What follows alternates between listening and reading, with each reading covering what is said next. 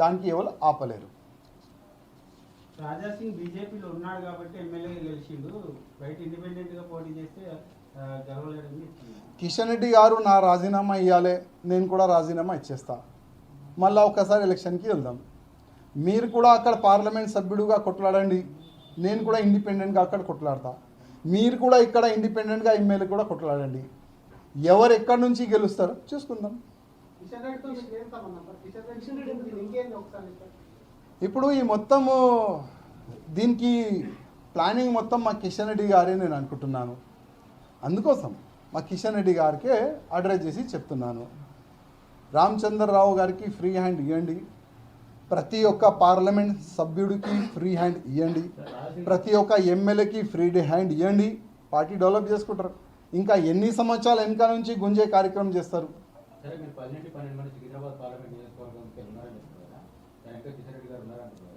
ఇప్పుడు నేను మీకు ఇప్పుడు కొన్ని లిస్ట్ నేను మీకు ప్రత్యేకంగా సపరేట్ పెట్టిస్తాను. దాంట్లో మీరు ఐడెంటిఫై చేసుకోండి. ఓటర్ ఐడి కార్డు కూడా మీరు సర్వే చేసుకోండి. అసలు ఏ వ్యక్తికి ఎక్కడి నుంచి పోస్ట్ ఇస్తున్నారో ఆ వ్యక్తి ఎక్కడ ఉంటాడు, ఆ వ్యక్తి ఎన్నిసార్లు జిల్లాకి వెళ్తారు, ఎన్ని సంవత్సరాలు సిటీలో ఉంటారు, ఒక్కసారి మీరు ఎంక్వైరీ చేసుకోండి. నేను మీకు లిస్ట్ పెడతాను.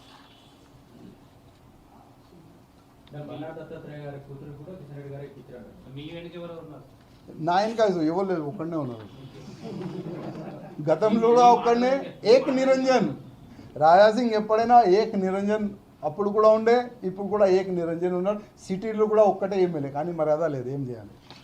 సార్ మీరు కేంద్ర పార్టీ నుంచి రాజాసింగ్కు కొంత అక్కడ పట్టుంది కాబట్టి ఇక్కడ ఉన్నటువంటి నేతల్ని కేర్ చేస్తలేదు. ముందు నుంచి కూడా అదే విధంగా ఉన్నారు. ఇప్పుడు కూడా పార్టీ నుంచి పోయినా పార్టీ ఇక్కడ ఉన్న నేతల మీద విమర్శలు చేస్తున్నారు అంటున్నారు. కాబట్టి కేంద్రంలో మీరు వెనకాల యోగి ఉన్నాడు, అమిత్ షా ఉన్నాడు, అట్లాంటివి వస్తుంది, అదేమన్నా ఉందా? విమర్శలు నేను ఎప్పుడు చేయలేను. నేను వాళ్ళకి కరెక్ట్ చేయండి, మీరు తప్పు చేస్తున్నారు, నేను ఎప్పుడైనా నేను అదే మాట అన్నాను. కేంద్ర అధికారులు, కేంద్రంలో ఉన్న పెద్దలు, యోగి ఆదిత్యనాథ్ గారు, వాళ్ళందరి ఆశీర్వాదం గతంలో కూడా ఉండే, ఇవాళ కూడా నా పైన ఉంటుంది.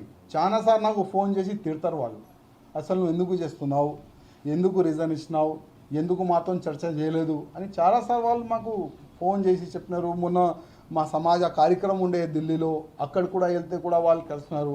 మా సమాజం ఇద్దరు కేంద్ర మంత్రులు ఉన్నారు, చాలా వరకు ఎమ్మెల్యేస్ ఉన్నారు, ఎంపీలు ఉన్నారు, వాళ్ళు కూడా నాకు అడిగినారు. నేను చెప్పిన బాధ ఉండే, 3 సార్లు ఎమ్మెల్యే గెలిచిన తర్వాత కూడా నాకు మర్యాద ఏ దొరకాలి అది దొరకలేదు.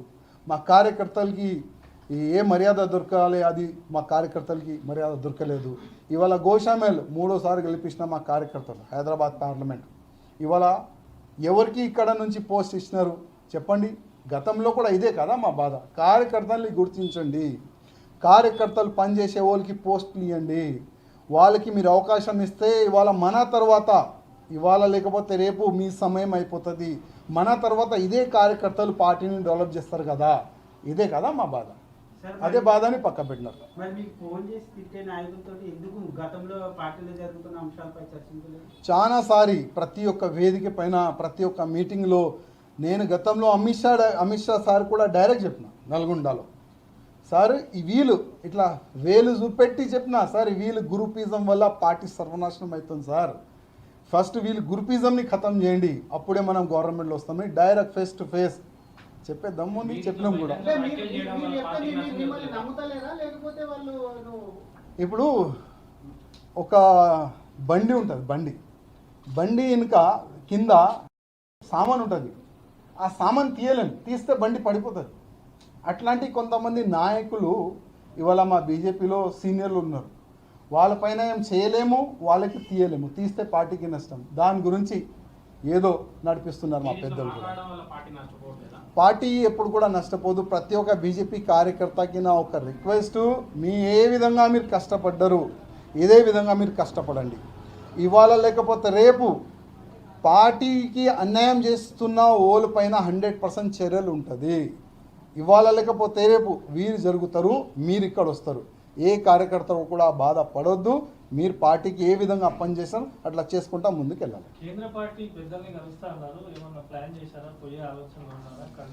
అది మంచి సమయం ఇంకా రాలేదనుకుంటున్నా. కానీ ఇవాళ లేకపోతే రేపు సమయం వచ్చిన తర్వాత కలుద్దాం. పిలుపు వస్తే ఐఎమ్ రెడీ, పిలుపుకి రెడీ ఉన్నా. కానీ కలిసే ముందు నా బాధలు చెప్తా, నా పైన జరిగిన అన్యాయం గురించి చెప్తా. వాళ్ళు సాటిస్ఫై అయిన తర్వాత వాళ్ళు ఏ మార్గం చూపెడితే ఆ మార్గంలో నడుస్తాం. మళ్ళీ పార్టీలో చేస్తామంటున్నారు వాళ్ళు ఒకవేళ పిలిచి ఇప్పుడు ఇండిపెండెంట్ ఉన్నా సార్. ఇప్పుడు నేను కాంగ్రెస్లో వెళ్ళలేను, బీఆర్ఎస్లో వెళ్ళలేను, ఏ సెక్యులర్ పార్టీలో వెళ్ళలేను. ఎందుకంటే హిందుత్వం మొత్తం నిండి ఉన్నాయి కదా, వేరే పార్టీ మ్యాచ్ కాదు. అందుకోసం నేను వెయిటింగ్. కానీ వెళ్ళే ముందు నేను ఇక్కడ చేస్తున్న అన్యాయం గురించి కేంద్రం అధికారులకి, మా అధికారులకి చెప్తాను. మీరు ఒక పక్క ఇండిపెండెంట్ అంటూనే మరొక వైపు నాకు బీజేపీ అని చెప్తున్నారు. ఇవాళ కూడా నా బీజేపీ, రేపు కూడా నా బీజేపీ ఉంటుంది. మొత్తం మా మీడియా వాళ్ళకి చెప్తున్నా, గతంలో కూడా నా బీజేపీ, ఇవాళ కూడా నా బీజేపీ. క్లారిటీగా మీరేమో నా బీజేపీ అంటున్నారు, అక్కడ నుంచి మాత్రము కవితను ఉదాహరణ చేసుకుంటూ ఇంతకుముందు అడిగిన క్వశ్చన్ మళ్ళీ రిపీట్. కవితను ఉదాహరణ చేస్తూ మాట్లాడుతున్నారు. కవిత రాజీనామా చేసింది, పార్టీకి పదవికి అన్నిటికీ రాజీనామా చేసింది. రాజశేఖర్ కూడా చేయాలి. నేను చేయను. నా గోషమేళ ప్రజలు నాకు గెలిపిస్తున్నారు. నాకు ఎలక్షన్లో ఎట్లాంటి కూడా సపోర్ట్ చేయలే. ఎప్పుడు కూడా ఎలక్షన్లో నాకు ఏమి కూడా సపోర్ట్ చేయలే. మూడోసారి కూడా గోషామేల్ ప్రజలు నాకు గెలిపిస్తున్నారు. రాజీనామా ఇచ్చే అసలు అది ఆ ఛాన్స్ కూడా రాదు. నేను ఈయన కూడా ఏం చేస్తారో చేసుకోండి. గతం కూడా చెప్పినా ఇప్పుడు కూడా చెప్తాను. మీరు ఒక్కసారి ఎంక్వైరీ చేసుకోండి.